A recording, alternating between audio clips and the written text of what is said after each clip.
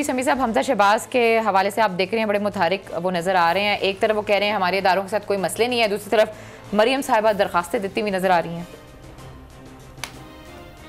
जी, बड़ा ये तो खुला तजाद है, इस पर बात करते हैं। लेकिन मैं ब्रेक पर जाने से पहले मैं शाह खबर साहब ने बात की कि जी सबको एनआरओ मिल गया, सब भट्टी से निकल गए और किसी को सजा नहीं हुई, सिर्फ नवाज शरीफ को सजा हुई। शाह खबर मुझे बताएं, ये सजा हुई है?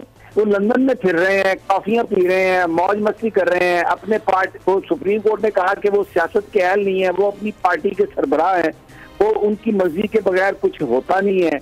हर पार्टी की वो सदारत करते हैं। इलेक्शन कमीशन जो है उनकी जो पार्टी है जिसमें वो शरीक होते हैं, उसके बारे में कोई उनकी कोई एक्शन लेने के लिए तैयार नहीं है। हुक्मरान जो जमात है इसमें जब जहांगीर तरीन साहब भी डिस्क्वालीफाई हुए थे, वो भी पार्टियों में आ रहे थे, उनके पास ओहदे भी थे। तो सजा किसको मिली यहाँ पे? कि किसको हम बेवकूफ बना रहे हैं कि सजा मिल गई?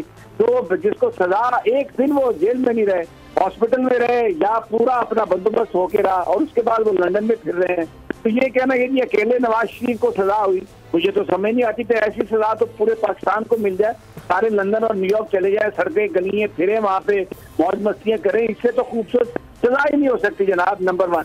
और दूसरा जो आप कमेंट कर सकें कि अब इनको क्या मिलेगा, क्या ये जो मुकदमा है उसमें जो इन्होंने वो ISI के सरबराह के खिलाफ जो दरखास्त दी है एंड उस मौके पर जिस वक्त पूरी दुनिया हमारी एजेंसियों को निशाना बना रही है, तो ये किसके लिए काम कर रहे हैं? और क्या कानूनी तौर पर तो इनके पास इसका एविडेंस है, रिलीफ मिल सकता है अदालत में?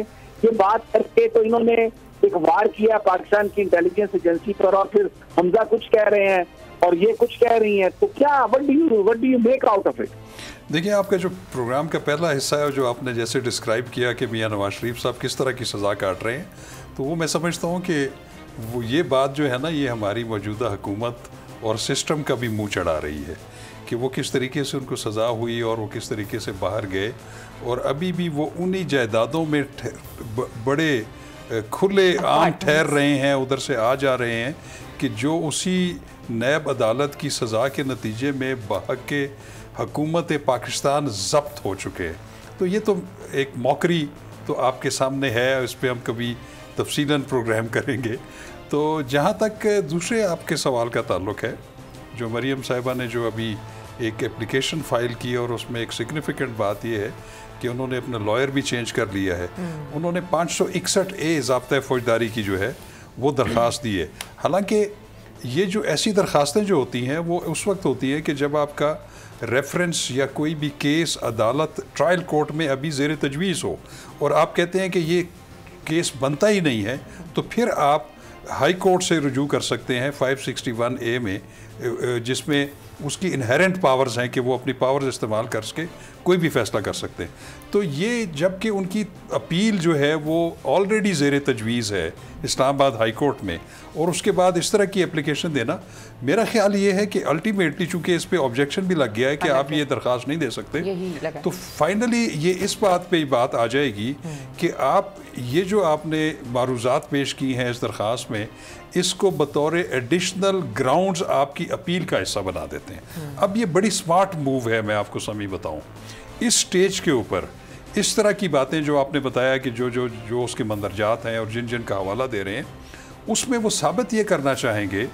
मोहतरमा बेनज़ीर भुट्टो का केस जो है ये 2001 में जब था, जब उनको SGS कोटेकना केस में एहतसाब जो बेंच था उस वक्त, उन्होंने 7 साल की सज़ा दी थी आसिफ जरदारी साहब को भी, मोहतरमा को भी। उसके बाद एक टेप्स आई थी जिसमें 2 मुअज़्ज़ज़ उस वक्त के जज साहिबान की गुफ्तगू, सेनेटर सैफुर रहमान जो उस वक्त एहतसाब ब्यूरो के चेयरमैन थे, उनके साथ गुफ्तगू आई थी, जिसमें वो उनको डिक्टेट कर रहे थे कि आपने फुल डोज देनी है मोहतरमा बेनज़ीर भुट्टो को और आसिफ अली जरदारी साहब को।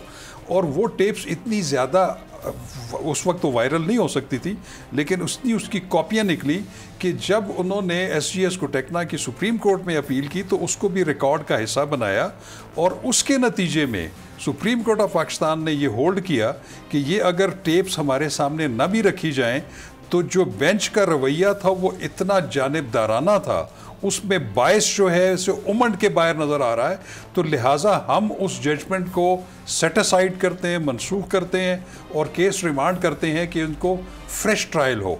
ये जो इन्होंने मूव किया इसको आप मामूली मूव ना समझें। उन्होंने जिन वाक़यात को कोट किया है और ख़ास तौर पे अरशद मलिक साहब का जो रिकॉर्डिंग सामने आई थी, उनकी जो बातें सामने आई थी कि मैंने दबाव के नतीजे में ये फ़ैसला दिया है, ये बेनिफिट उठाना चाहते हैं जिसकी एक नज़ीर ऑलरेडी मौजूद है बेनज़ीर भुट्टो केस में 2001 सुप्रीम कोर्ट PLD में। तो ये कोई आप इसको मामूली ना समझें। वो ये साबित करने की कोशिश करेंगे कि इनका जो ट्रायल हुआ है मियां नवाज शरीफ के अगेंस्ट, मरियम साहबा के अगेंस्ट और कैप्टन सफदर के अगेंस्ट, वो जानिबदाराना था, वो बायस का नतीजा था, इसलिए उन्होंने ये दरख्वास्त दी है। इसको आप मामूली ना समझें। अच्छा समी साहब, वक्त बहुत कम है, अगर आप कमेंट करना चाहें तो कर लें। लियाकत शहवानी साहब भी हमारे साथ मौजूद हैं। बलूचिस्तान की जो सूरत हाल है वो हमारे सामने ही है। लियाकत शहवानी साहब को लें। लियाकत जी समी साहब हैं साथ, आप कर लें सवाल। जी सवाल करें समी साहब। जी लियाकत साहब, बताया सूरत हाल है, ये जाम कमाल साहब ठहर रहे हैं, जा रहे हैं, आपकी पार्टी की क्या सूरत हाल है? जी सूरत हाल बिल्कुल नॉर्मल है। जाम कमाल साहब वज़ीर आला बलूचिस्तान है और वो कहीं नहीं जा रहे। कल हमारे जो है ना कैबिनेट का मीटिंग है, 20 पॉइंट एजेंडा पे कैबिनेट जो है कल मीटिंग होगी और जो रूटीन के हमारे गवर्नर्स के मामलात हैं, डेवलपमेंट के हैं, PSDP है, इम्प्लीमेंटेशन है, इसी तरह निज़ाम इंशाल्लाह जारी व सारी है।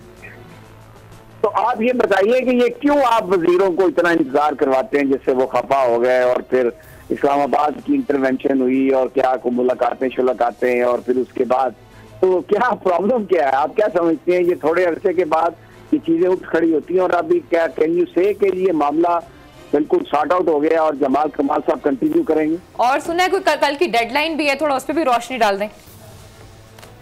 जिन्होंने डेडलाइन दी है रोशनी वही डालेंगे। हम तो कबल कैबिनेट इजलास में है, रूटीन के मामला चल रहे हैं। कोलिशन गवर्नमेंट है जिसमें बलूचिस्तान आवाम पार्टी है, PTI है, HDP और JWP, ANP, ये सारे वज़ीर आला बलूचिस्तान जाम कमाल साहब के साथ है।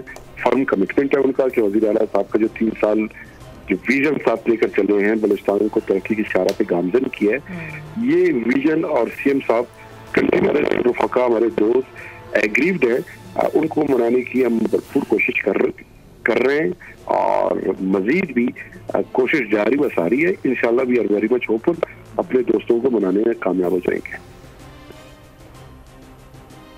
जी समी साहब, जबरदस्त है। ये तो राना साहब आपके पास क्या इत्तला है? लियाकत शहवानी साहब तो कहते हैं all is okay and they will continue. लेकिन अभी तक मना क्यों नहीं ना सके? इतने दिन भी तो गुजर गए हैं। सवाल तो ये भी उठता है रहमान साहब हैं कि कल तक का वक्त है चीफ मिनिस्टर साहब के पास कि वो कोई फैसला कर लें, इस बारे में आप क्या कहते हैं? अदम एतमाद लेकर आएंगे।